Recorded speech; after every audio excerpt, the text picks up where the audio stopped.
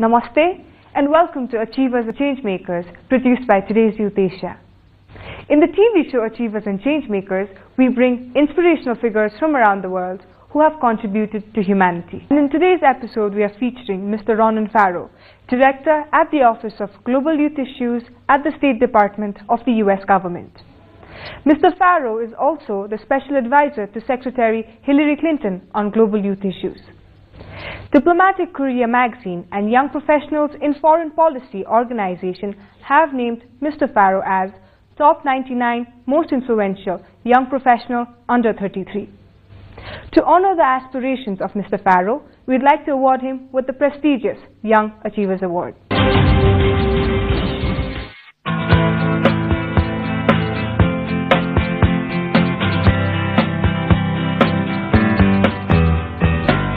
It's a real pleasure to be here in Nepal, as I mentioned, and a particular honor to be given this award on behalf of young people across Nepal. I've talked to so many young Nepalis who, as I said, just bring tremendous energy and commitment to tackling the challenges that Nepal faces right now at this critical moment in its history. And I leave with great optimism for the country, just based on those conversations with young people like yourselves. So as was mentioned, I'm leading Secretary Clinton's new Office of Global Youth Issues at the State Department, and we're advancing a policy around the world that focuses on fostering youth jobs and youth voices. There is no better illustration of how high the stakes are than right here in Nepal right now, where it will be make or break, I think, for your country's future, that young people come out in force and make their voices heard peacefully on the road to the new constitution here. So I'll be watching that with great interest. I hope that we all who are here today can stay in touch, and that the United States can stand by you as you become the architects of solutions in your communities. What are your future plans and policies to address global youth issues? Well, I mentioned some of the specific initiatives that are present here on the ground in Nepal. We hope to expand such initiatives all around the world. That's already happening at many of our embassies. And to make them a fixture of how we do business. The Youth Advisory Council that we see here, I'm subsequently going on to Bangladesh to launch another such council. And I think in the coming years, as we see this new policy that I mentioned implemented, we will see it become more of a standard way of doing business for the United States government to consult regularly and formally with local youth civil society leaders. We are also building a new office focused on global youth issues, as we've discussed, that I'm leading in Washington, D.C., but that will go on to be a permanent part of our government system. And what we want to do in our conversations around the world that I mentioned is try to partner with and support other governments as they, too, find ways to better institutionalize and deepen their commitment to youth engagement and youth programming. Since you've worked in Africa, what is your stance on the human rights violation in Africa, especially in countries like Congo, Angola, and Sudan? The United States, as a country, has a long history of standing on the right side of human rights issues, I believe. Our own track record has not always been perfect, and we freely admit that. But I think that we stand for human rights, ultimately, when you look at our history. And, our involvement in a number of these places is a testament to that, certainly in the Democratic Republic of Congo, where, we are very actively engaged in ending the reign of terror of the Lord's Resistance Army in that broader region. We see the United States as a change agent, I think, for good. So those are issues that we take very seriously. I think in my own work, when we look at young people and their desire to participate economically and participate politically,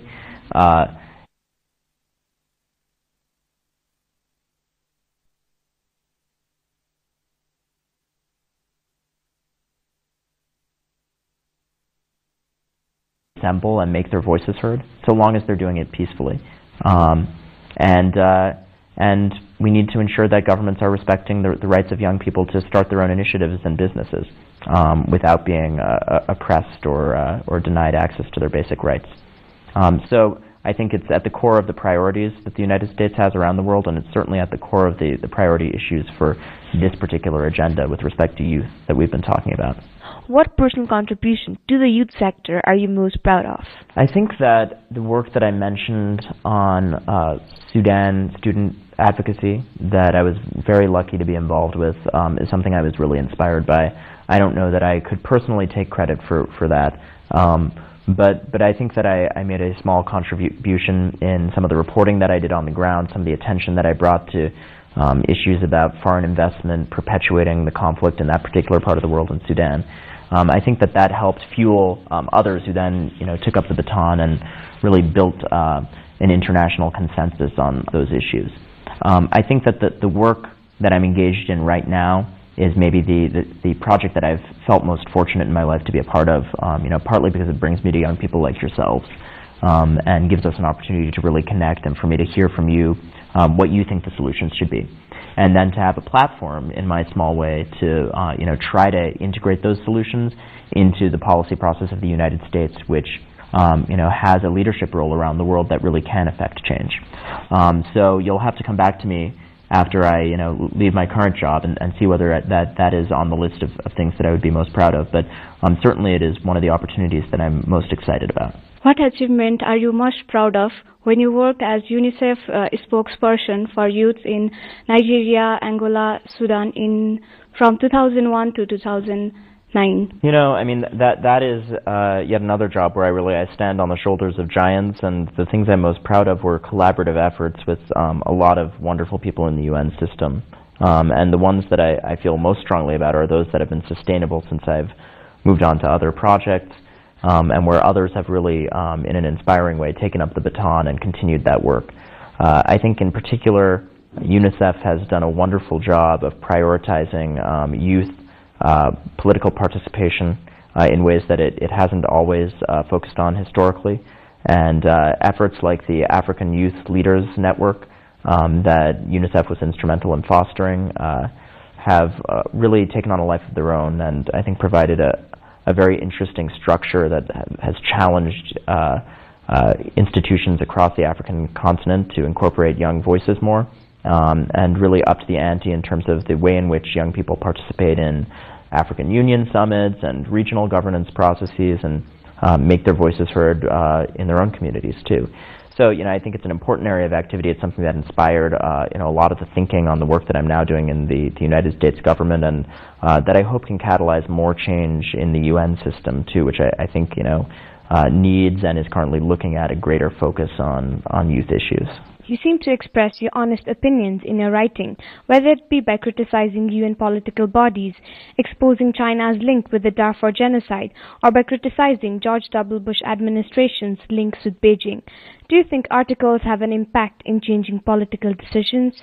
I do. I think we can all point to examples where journalism has really, created a watershed moment where political action has been required or political events have changed course.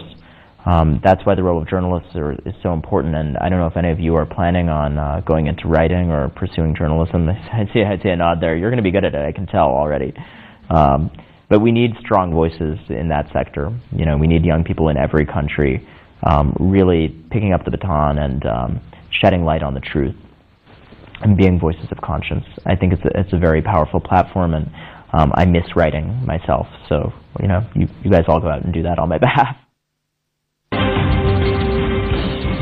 My name is Sunita, and in today's episode, we are featuring Ms. Kristen Cordell, an advocate at the Refugee International.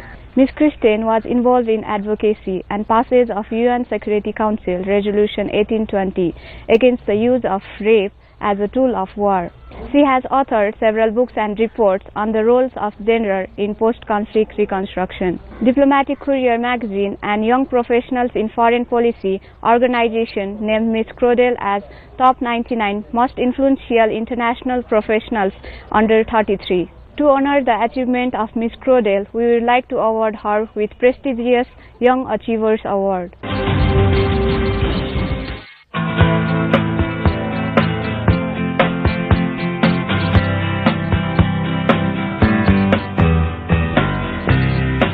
I'm so honored to receive this award today, especially to be here in Nepal with TYA as my host. I'm just so inspired by their good works and their continual dedication to the causes that they work for and their principles and values. Thank you again, and it's been such an honor. How involved do you find women as agents in a nation stability building process? There are a variety of ways women are involved or not involved in post-conflict processes. For a long time, women were only regarded as victims of conflict.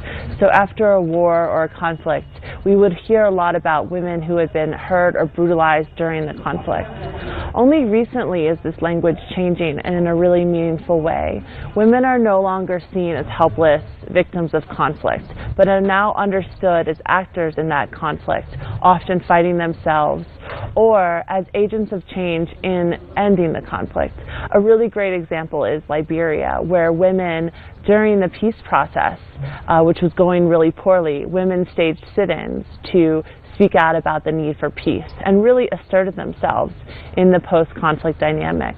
Because of that, they were understood as powerful actors and not just victims of the long-term civil war in Liberia, and they became very involved. And now, several years later, what we have is a society that fully integrates women at all levels.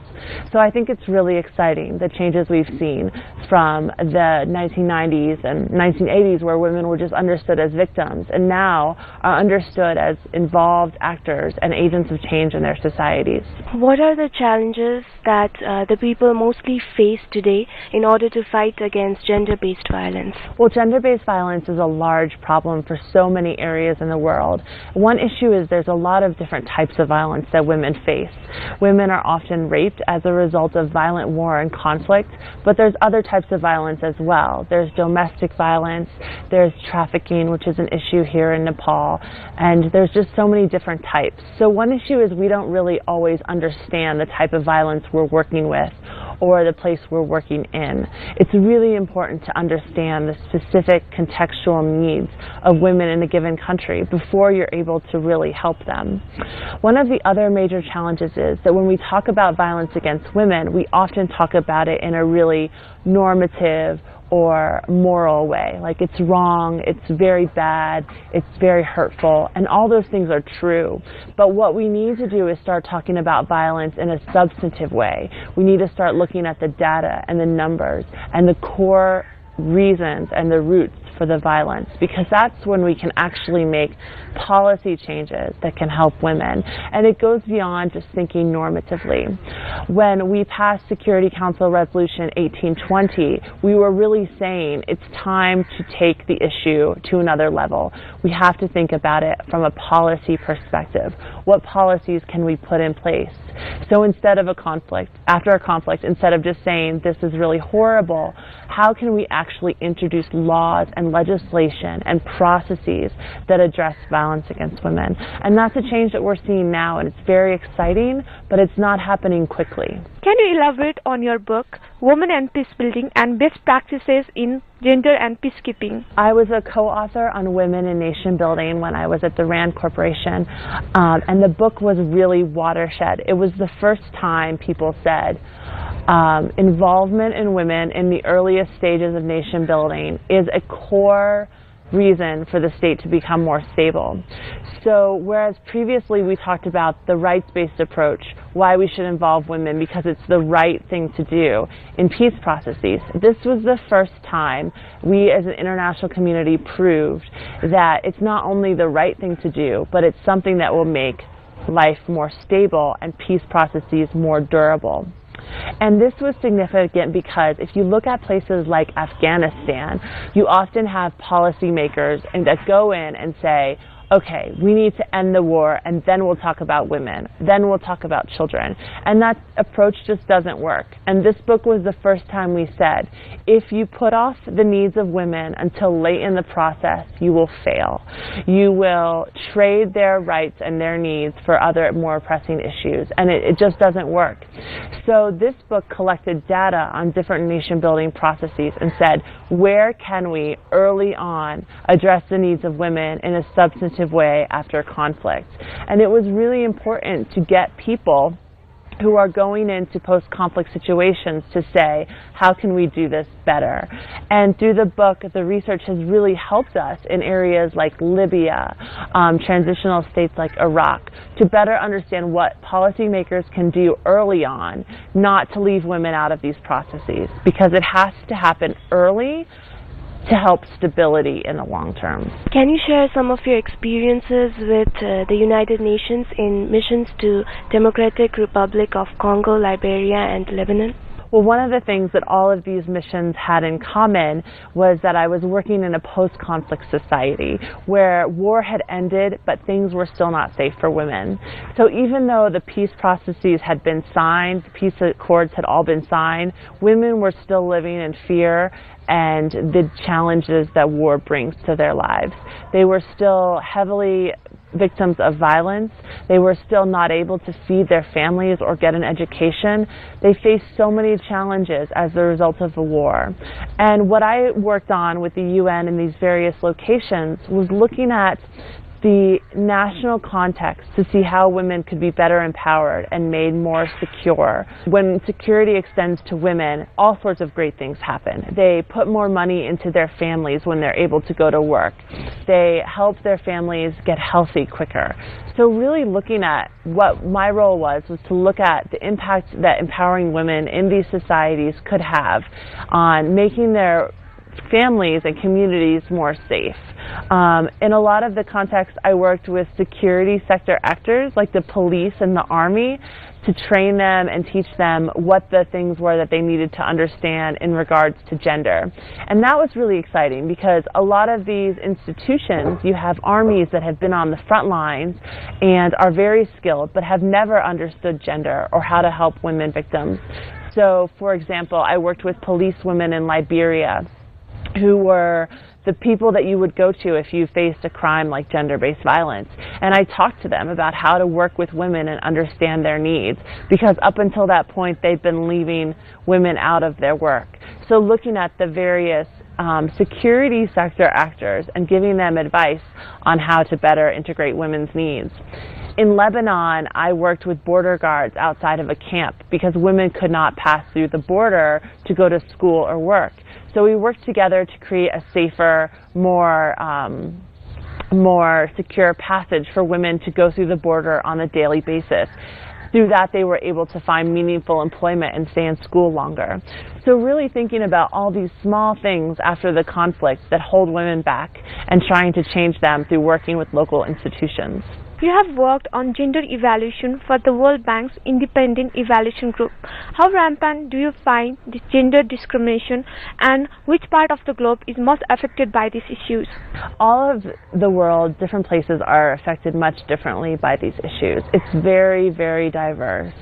But one thing we found at the World Bank is that there's no systematic tracking of these issues. So we really don't have a good idea because the data just isn't there. So when I was there, I worked with different internal actors at the bank to make sure they were more systematically collecting the data and reporting on it to stakeholders. It's amazing that we still track many situations at the household level, which means we look at the father figure in the household and track the data based on that. But it's no longer acceptable because in areas after conflict, a lot of times women are single-party, single-family households, or are alone or widowed because of the war. And we really have to think about a way to better understand their needs. This includes much better data collection and monitoring processes for the projects that we work on.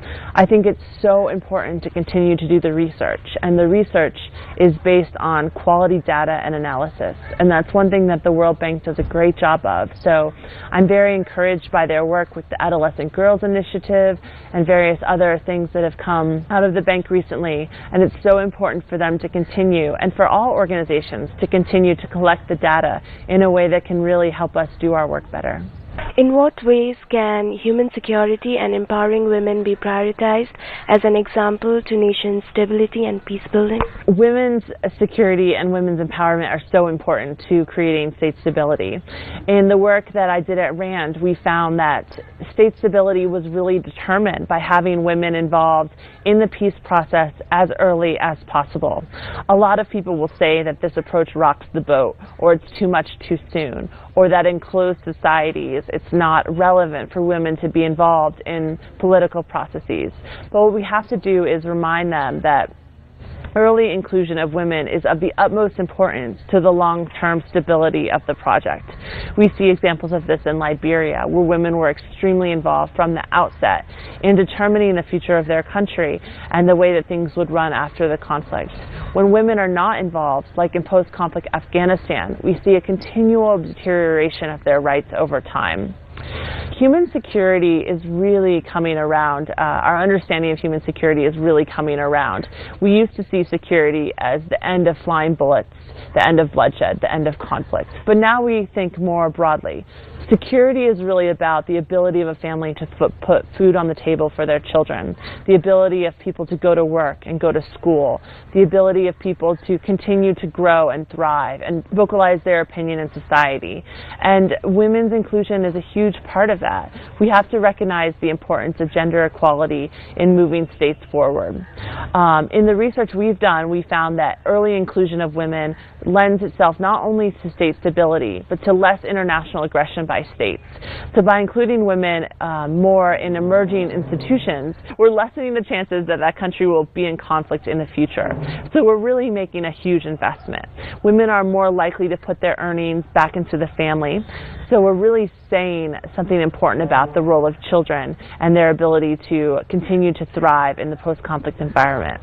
So empowering women really empowers the entire community, and it creates a sense of stability that's very difficult to replicate without them. What kind of challenges do you think the youth and the young leaders will be facing in near future, and how can they cope with it? I think one challenge for young women around the world is how do you continue to make the case for yourself and for your community.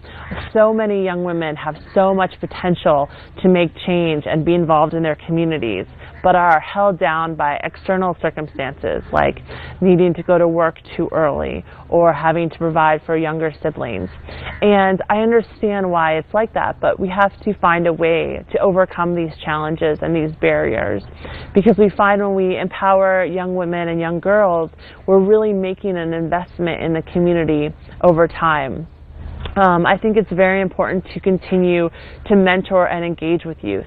In my own country, women are often hesitant to take on very strong roles in the international security or the UN community because they don't have a lot of mentors who have done similar work.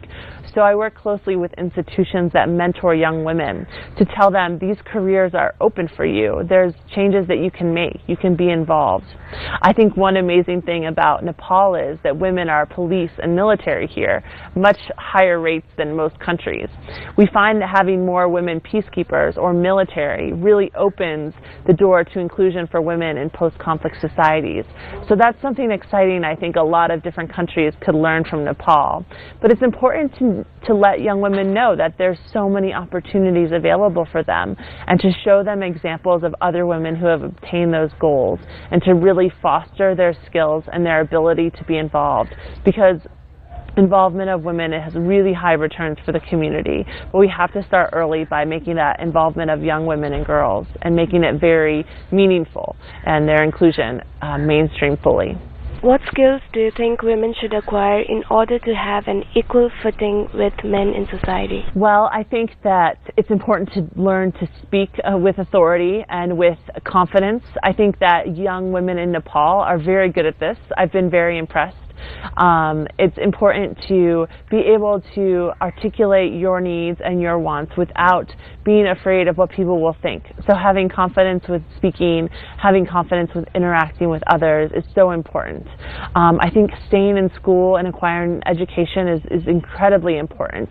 It doesn't always have to be the same model. A lot of women have to work while they go to school, for example. But continuing to prioritize education is extremely important. I think negotiation and communication skills are also extremely important. Knowing how to negotiate and get what you want out of a negotiation is a great skill, and it's something that we can all practice more. And I think that's where mentors come into play. It's so important. And then I will just say that I think that all doors are open for women. There's no job that is just for men anymore. There's no skill set that's just for men. Math and science and engineering are all professions where women excel.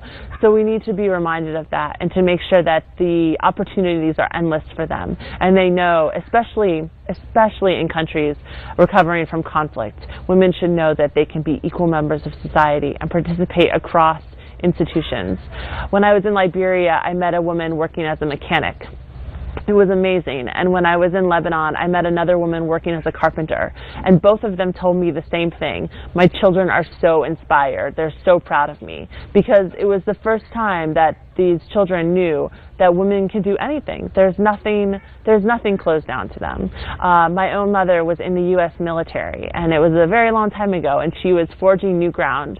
But today, it's just the normal ground, and we should fight to keep it that way. With this, we've come to the end of today's show. Thank you very much for being with us. We look forward to your feedback. Our email address is youth@tya@gmail.com. We hope to see you next week at the same time. Have a great week. Namaste.